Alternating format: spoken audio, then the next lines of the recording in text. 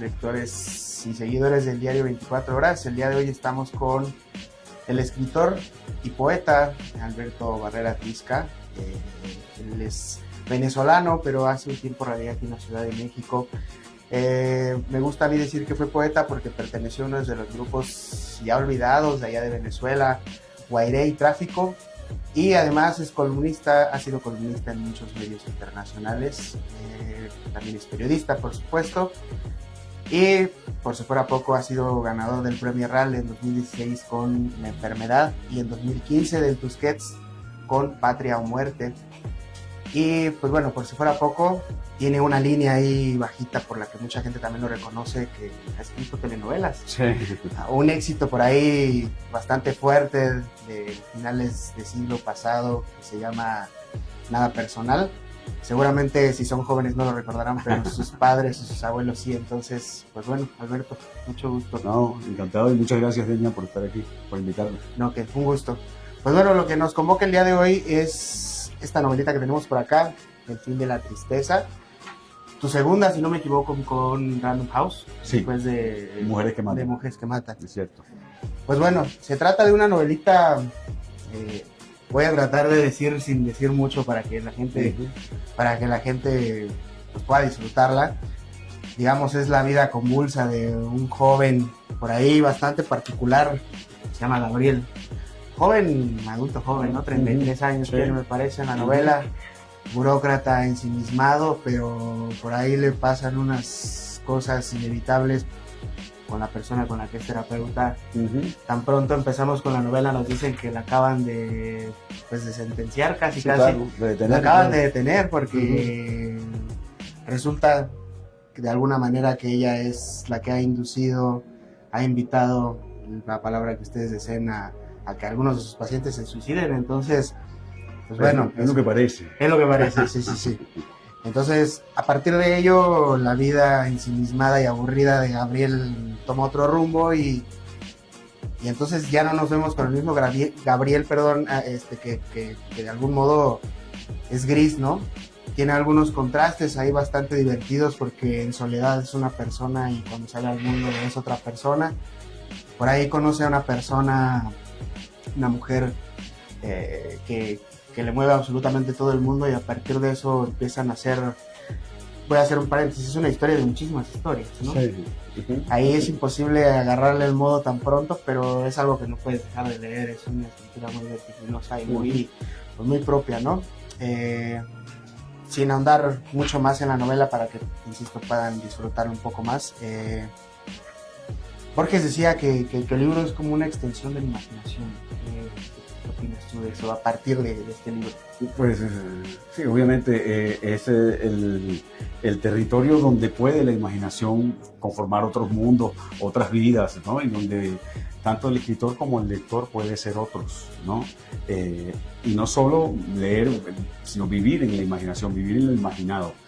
Incluso te diría que el lector puede imaginar también, ¿no? Y es un poco como la idea también, si uno propone determinadas cosas. Tú acabas de decir, por ejemplo, según tu lectura, una cantidad de cosas sobre los personajes que quizás a mí no se me habían ocurrido, que la escribí, digamos, y creo que por eso es la maravilla un poco del libro y de la lectura. Todos empezamos a participar imaginando. Claro, sin duda. Yo encuentro mucho de tu persona periodista en la novela, ¿no? Aunque ningún personaje en realidad ejerza, ni siquiera aparezca, ni hay avisos, hay mucho de ese yo periodista, ¿no? Es una persona y alguien que no puede pasar por alto la realidad, está siempre atento, aunque de todas formas quiera deslindarse de esa misma realidad. Hay pues una ola de tergiversaciones, ¿no? Pero el personaje atrapa, digamos, las comillas. Es algo que me encantó porque es un detalle único que se repite junto con algunas frases en particular, ¿no? ¿A qué atribuyes tú esa característica del personaje? Claro. Fíjate, aquí hay una cosa, digamos, aquí Gabriel Medina, la premisa del personaje es que cuanto más lejos esté uno de las noticias, es más feliz. Digamos, es un poco eso. Y la necesidad de, él cree que se puede vivir sin realidad. Y yo creo que es una tentación que tenemos todos en algún momento, ¿no? Sobre todo porque además estamos llenos de información.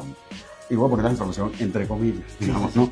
Porque pues, no sabemos si es real, si lo que nos están diciendo los medios, el gobierno, la policía, los demás, es verdad, ¿no? No sabemos si es real o si son inventos. Además, ahorita hay un festival de youtuber, influencer, tiktoker, digamos. Entonces, es un mundo que es un caos informativo. Gabriel dice, pues voy a pagar ese caos para tratar. Él cree que de alguna manera ese caos lo tiene, es el causante de su tristeza, de la ansiedad, del desasosiego, de la angustia. Y entonces dice, bueno, se puede vivir sin realidad, voy a vivir sin redes, sin informaciones, y no puede. Y no puede porque está dentro de una historia. Entonces, rápidamente, o sea, una casualidad lo lleva a que su terapeuta está preso, y de ahí para adelante, lo único que hace es vivir cada vez más con la realidad. Entonces, en ese sentido, sí hay todo el tiempo un juego que tiene que ver mucho con el periodismo, con el sector de Niam, pero tiene que ver también con cómo percibimos lo real, cómo nos informamos o no en determinadas sociedades, en la venezolana, pero que también se aplica a la mexicana o a cualquiera. Es decir, Gabriel duda y desconfía de todo lo que le dicen o no en un principio. Y mientras va avanzando la historia, empieza también a desconfiar de sí mismo. Y empieza a decir, bueno, ¿será que lo que yo percibo es real o no? Y finalmente en la novela yo quiero también como contagiar un poco al lector de eso, ¿no?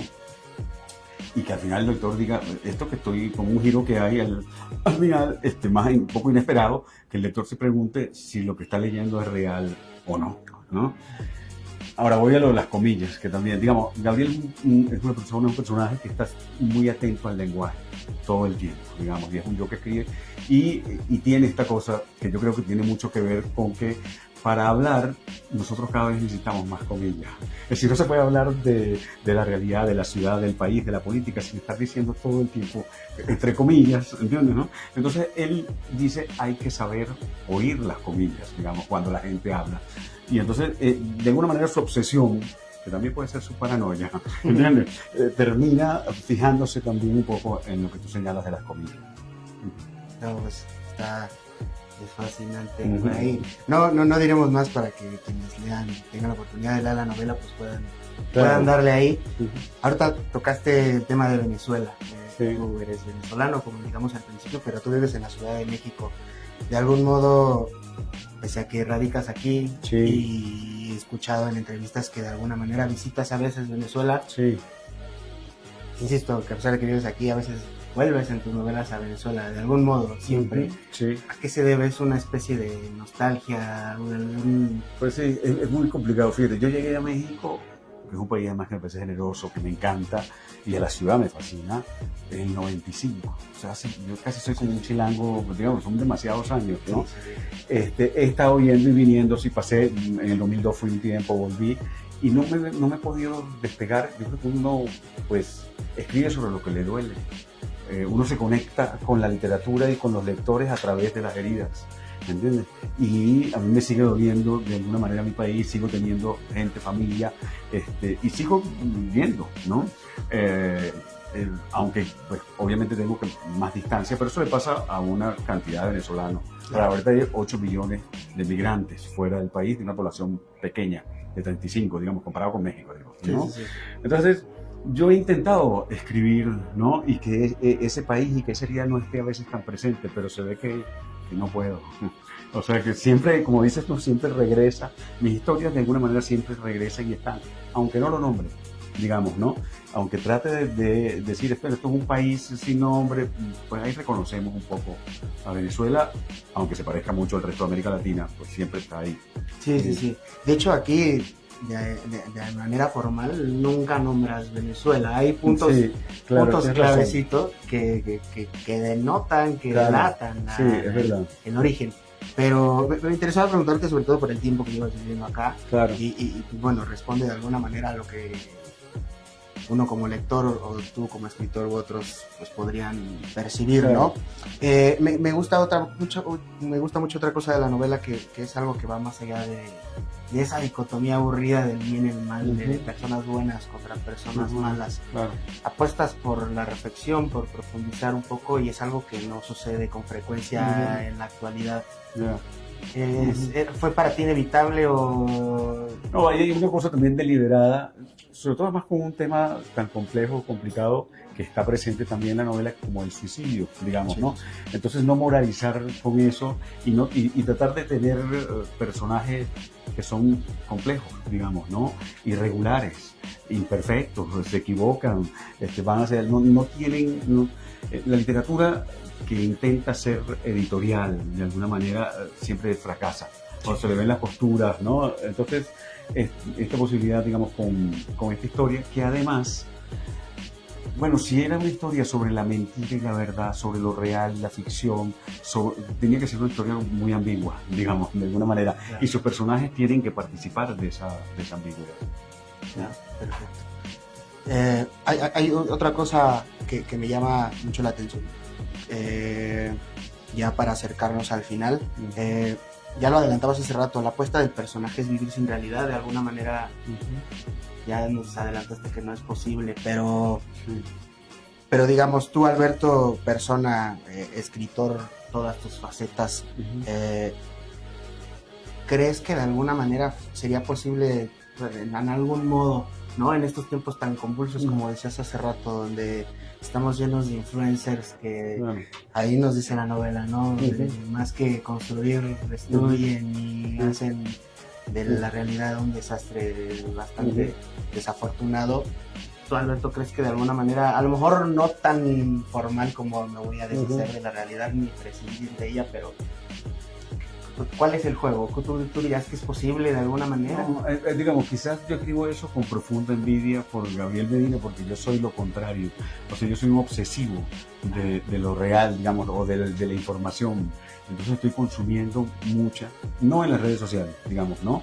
Porque no tengo, y sí desconfío, me parece que...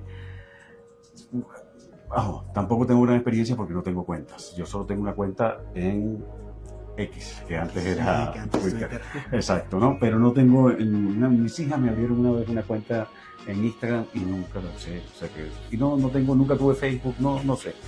TikTok, por supuesto que no.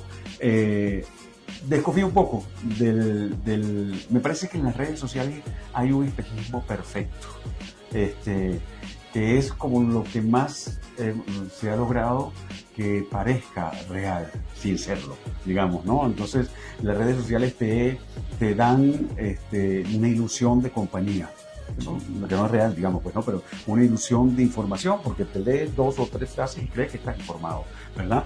Yo diría que incluso una ilusión de mercado, porque hay quien cree que por tener tantos seguidores eso es igual a vender tanto, y se ha demostrado que no necesariamente, digamos, ¿no? Entonces, pero todo eso se está moviendo en esta sociedad y es inevitable, y a mí me parece como fascinante. Trato de no meterme en eso, pero termino diciendo, uno lee ahorita algunos medios, y en los medios las fuentes de la noticia son un comentario de alguien en Twitter, digamos, ¿no? Entonces, a mí todo eso pues me parece fascinante, no me quiero sustraer de la realidad porque estoy pendiente de las noticias, de lo que pasa aquí, escucho radio, de lo que pasa en Venezuela, de lo que pasa en otros lados, entonces quizás escribí todo eso con profunda envidia de un personaje como Gabriel Medina, que dice un día, pues no me interesa la coyuntura, no me interesa lo que pasa, ¿entiendes? No, ya no quiero saber nada de las elecciones, digamos, ¿no?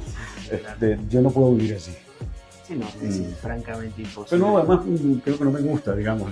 Me crié muy ligado a la cosa periodística, ¿no? Y todo eso además me da como una adrenalina buena. Ahora, creo que es muy tentador, creo que sí produce mucha ansiedad y mucha zozobra también.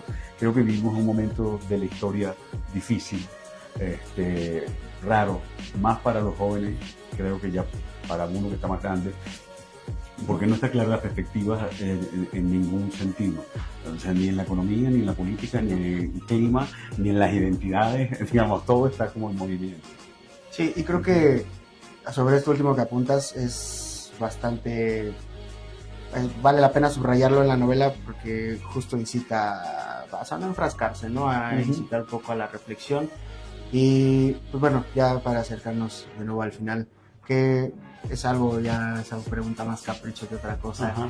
¿Qué libros te acompañaron? ¿Qué autores? Porque lo pregunto sobre todo porque, Ajá. cosa curiosa en la actualidad, que los autoras creen que por meter más referencias el libro es Ajá. mejor, y tú prescindes absolutamente de ello. Sí. Nombras a Antonio de Benedetto y Exacto.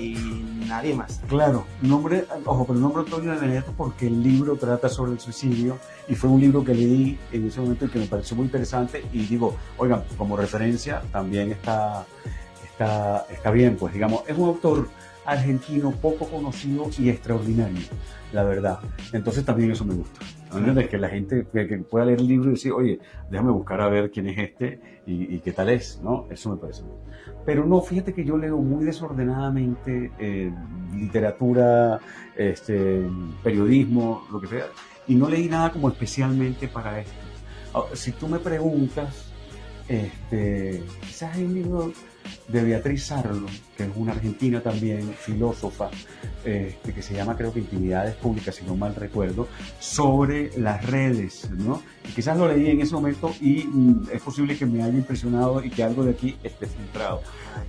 Uno no elige, por desgracia, sus influencias, ¿no? Porque si no, me encantaría que no leería todo el día Coetzee o a otros autores que me fascinan para ver si se me pega algo. Pero no sé muy bien, digamos, no hay nada que yo tenga como asociado a esto. Seguro que todo lo que leí, ¿no? Sí, En esto llevo como 4 años por lo menos. Tiene que ver. Perfecto. Pues bueno, antes de concluir, me gustaría acotar un comentario. Me gustó, es curioso encontrar en autores latinoamericanos una influencia que se aleja un poco del boom, sobre todo de autores ya grandes, arriba de 40, 50 años. Por supuesto que la hay, es imposible deshacerse de ella, pero yo veo en ti, encuentro más literatura del viejo continente que de acá. No es que me agrade más de allá de acá, Sí, sino claro. que quiero hacer el apunte porque me parece una cosa muy curiosa, Claro. de la que ahora pues ya no vemos tan frecuentemente, ¿no? Sí puede ser, digamos, nosotros leímos, yo en mi formación, por supuesto que leí muchísimo el boom, pero también nos tocó, por suerte, como un post-boom, ¿no? Que creo que influyó mucho en nosotros.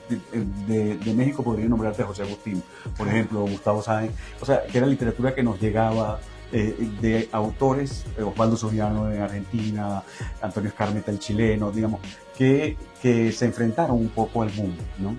Y es curioso porque hubo unos autores ya de nuestra edad que volvieron al boom. Nosotros no, seguimos una línea más cercana a cosas que se leen de la literatura norteamericana o europea. Pues bueno, ahí está, en palabras del propio autor, una pequeña descripción y una pequeña profundización de la novela. Alberto, muchas gracias. No, gracias a ti, estar acá. Damián. Estuvo muy bien. Gracias por la lectura del libro. Un gustazo. Buenísimo. Pues bueno, eso es todo. Muchas gracias.